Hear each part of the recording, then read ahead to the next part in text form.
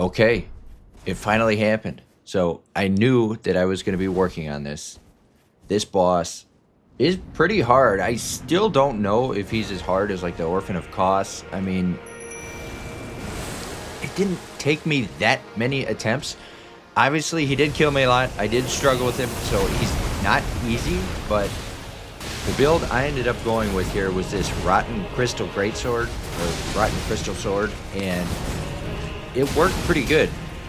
My main goal was to inflict rot. Once I infected him, like right now you can see he's got that red aura on his chest. His damage is slowly ticking down. That helped so much. Before I had this weapon, I was not even getting close to killing him. So I'm more of a defensive player. I'm not that aggressive. I don't really parry. I dodge, but as you can see here, I'm just kind of like trying to tank the hits. Phase 2. Now, he clears his rot at this stage, so you have to get him infected again with the rot. So I was just hoping the Mimic would stay alive long enough to get the rot back on him.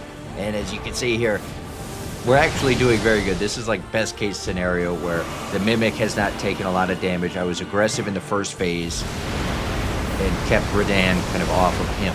So going into phase 2, that helps a lot because that helps distract him and helps me apply some more rot. So as you're going to see here, I'm going to try to hit him with a rot pot.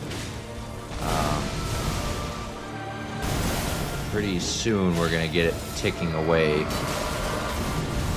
Another thing I could say is definitely use this big stone finger shield because it is so sturdy, and every time he hits me you can see it slowly kind of ticks away at my stamina. It's way better than the other shields I've used. If you're going to just try and brute force tank all these hits, you want to use a shield. Because look at that. It's amazing. He's actually going down pretty quick this way. And the only other thing you want to do is just make sure you have enough stamina to eat all those attacks, because he does have long chain hits.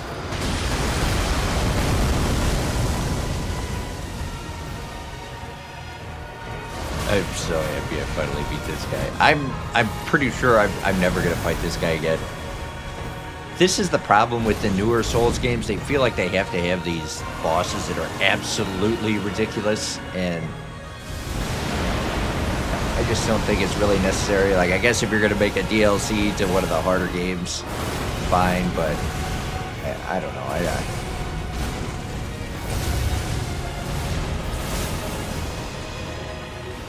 There is something, though, to be said about beating a boss that is this hard. I mean, I died on him maybe like 30-some times, but after a while I lost track. Yeah. Rot for the win. That's how I did it.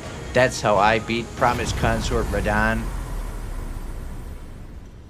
Yeah. Give you a look at my gear here. I did end up using the Sanguine Noble armor set a little bit just because I was too heavy to roll quickly and I wanted more holy resistance. So the Sanguine armor really did kind of help with that. So I was wearing the hood and the chest, and then I got the Drake Knight gloves and boots. Those are the talismans I used, and yeah, that's how I did it. Let me know what you think down in the comment section below. Kind of like a noob strategy, but it did work. Inflict him with rot, and then switch over to the greatsword to do some damage.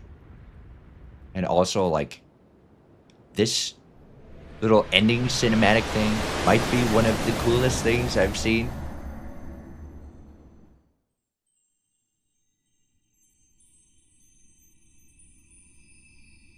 Lord, brother.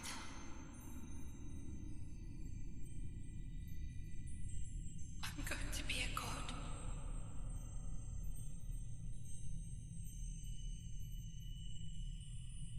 If we honor our part of